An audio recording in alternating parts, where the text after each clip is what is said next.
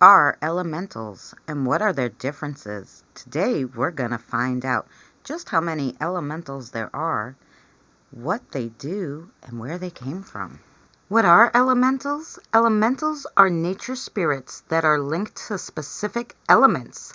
They are conscious, four-dimensional beings of pure spiritual energy. Let's start with fire elementals.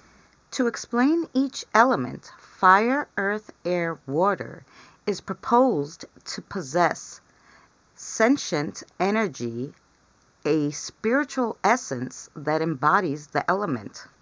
What are fire elementals? They rule the element of fire.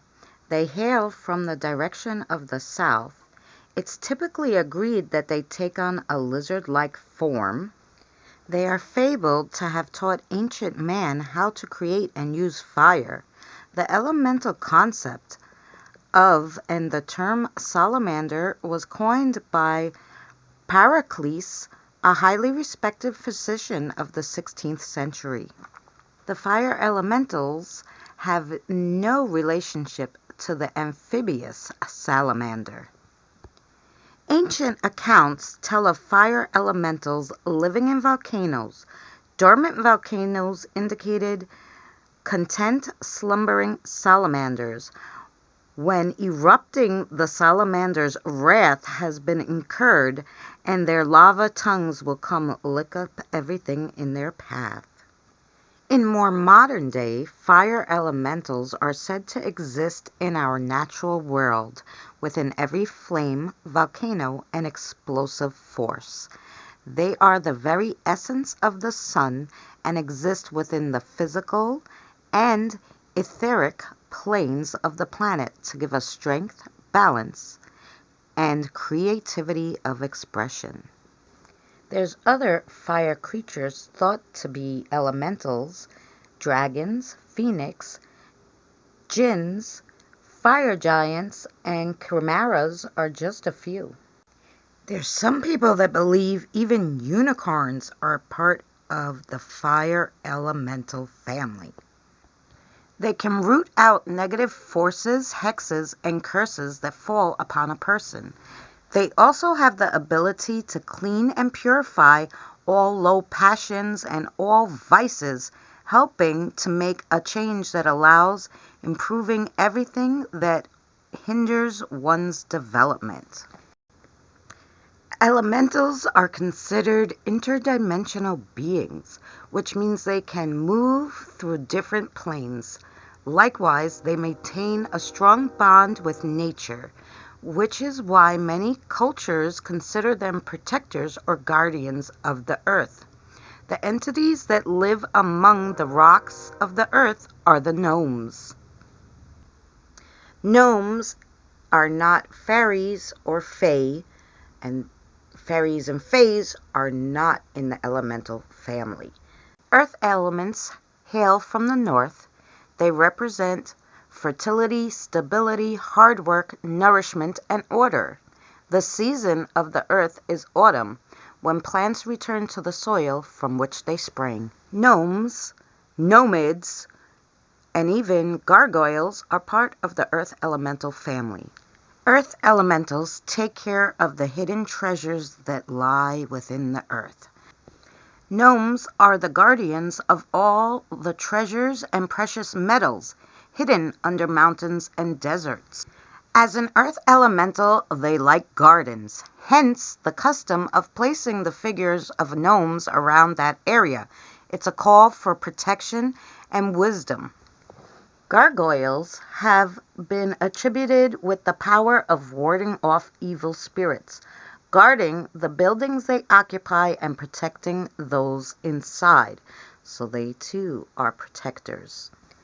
Hence why they're usually on spiritual buildings to keep the evil out. A sylph is an air elemental.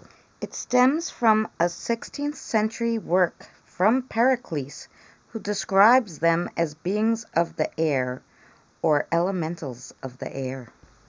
Air elementals hail from the east. They are associated with mind, and its season is spring. Air represents intellect, goals, ambition, fun, communication, and strategy. Air elementals are ethereal. They don't take on a physical form, but they seem more wispy, like clouds. Though some folks actually see flurries of light and color, they can appear mentally even in the thinnest of air. They're directly related to inspiration, knowledge, communication, and travel. The spirits of the air are the ones that cause the winds and shape the clouds. They play a role in the growth of plants and flowers particularly. They carry life-sustaining energy that nurtures all living things that breathe. On a subtle level, these air elementals transmit the currents of spirit from heaven to earth. Undines are water elementals. Water is the element that hails from the west. It is associated with the soul and represents everything that has to do with emotions and intuition. Water is ruled by the moon and deals with healing, cleansings, emotional release, clarity, inner reflections, and forgiveness. Their name comes from the Latin word unda, meaning waves. They come in different shapes and sizes, such as mermaids or nymphs, but are also thought of as a collective body of water itself. They're represented in each drop of water. Their presence represents beauty and dreams. They like to live in and protect the waterways and are relatively benign elementals, historically aiding sailors in safe passage. Spiritually, water is associated with wisdom, stamina, and endurance. People around the world equate water with healing and energy. Wood elementals, they're associated with the season of spring and bring growth. Wood is our intelligence. Once we conceive ideas within water, then we can develop them into theories, plans, and strategies with wood. Wood isn't everything that grows or that can be cultivated. It carries the power of the mind, the thinking mind. Wood elementals hail from the east. Wood's qualities are bold actions, planning, initiating new projects, idealism, imagination, compassion, and competitiveness. Wood elementals teach to control anger and channel it into positive work that benefits all people. The Chinese believe that all things in nature are connected to certain elements, and those 5 elements are connected to each other through various cycles. The Chinese also believe that the tree is the first element in the system of 5. It is connected to youth, early morning, and spring. The tree spreads above and below the earth. It takes up space. It yields fruit and is flexible and resilient.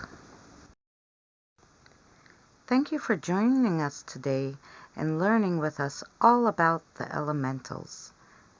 We hope to see you again soon.